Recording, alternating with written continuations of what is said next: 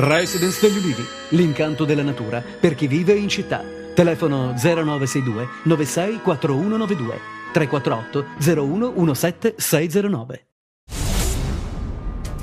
Una bambina di 9 anni è stata ferita gravemente durante una sparatoria in un campo rom in contrada Scordovillo alla Lamezia Terme. La piccola, che è in gravi condizioni all'ospedale, sarebbe stata colpita al torace e all'avambraccio sinistro da 2 proiettili esplosi da una pistola, vittima incolpevole di una rissa fra 2 famiglie. Nella notte ci sono stati alcuni fermi. Sul caso stanno indagando i carabinieri della compagnia lametina guidati dal capitano Bove. Sequestrati in un'operazione della DDA e della DIA Regina beni per 1,5 milioni di euro a Francesco Stilo, elemento di spicco della Cosca Morabito Bruzzaniti Palamara. Il provvedimento emesso dal Tribunale di Reggio Calabria ha interessato 2 aziende operanti nella produzione di calcestruzzo e nel settore agricolo e circa 10 ettari di terreno. Stilo nel giugno scorso è stato condannato a 9 anni di reclusione per associazione mafiosa ed è genero del boss Giuseppe Morabito, detto Utiradrittu. Abitualmente prima di recarsi in ufficio si concedeva mezz'oretta di footing, ma stamattina intorno alle 7 si è accasciato al suolo ed è morto Francesco Galloro, 72 anni, giudice di pace presso il Tribunale di Vibo Valentia, con l'incarico di vice coordinatore. Sul posto sono intervenuti i sanitari del 118 che non hanno potuto fare altro che accertare la morte per arresto cardiaco.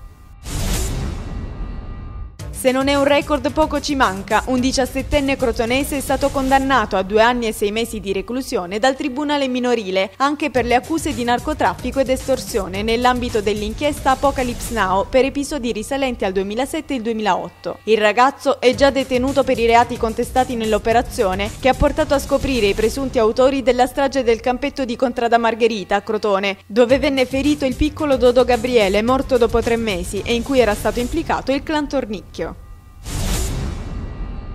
Particolare ritrovamento dei carabinieri di Malvito nel Cosentino che nell'ambito di servizi di controllo in un casolare diroccato in zona di campagna hanno trovato ben 104 monete antiche di epoca romana, napoleonica e borbonica. Tra le erbacce di resti di qualche mobile, oltre alle monete vi erano diversi bottoni ed un fregio appartenente ad un uniforme della Marina Militare Napoleonica, 2 sigilli per medicinali e diverse medagliette. Il tutto è stato sottoposto a sequestro per accertamenti. 1 migliaio di docenti delle scuole calabresi che perderanno il posto dal prossimo anno scolastico saranno impiegati in progetti extrascolastici. È quanto prevede un progetto della Regione Calabria, una scuola per la democrazia, finalizzato ad incrementare l'offerta scolastica utilizzando una parte dei 1522 insegnanti perdenti posto. Ad illustrare il progetto, che rientra in un protocollo d'intesa siglato dalla Regione con il ministro Maria Stella Gelmini, sono stati il presidente Giuseppe Scopelliti e l'assessore alla pubblica istruzione Mario Caligiuri.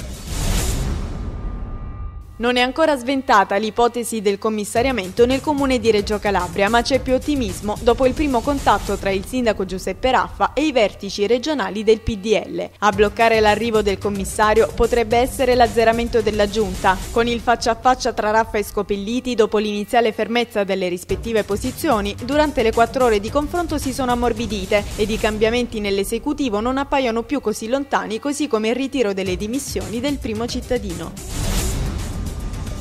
È stato attribuito e consegnato ieri a Renato Cortese, capo della squadra mobile di Reggio Calabria, il premio Antonio Scopelliti 2010, istituito dalla fondazione intitolata al magistrato ucciso dalla mafia a Campo Calabro il 9 agosto del 1991. Ieri, nell'ultima serata dell'iniziativa Legalitalia d'estate 2010, Rosanna Scopelliti ha ricordato che Cortese a Reggio dal 2007 ha arrestato i principali boss latitanti dell''ndrangheta, mentre a Palermo nel 2006 è stato protagonista della cattura di Bernardo Provenzano.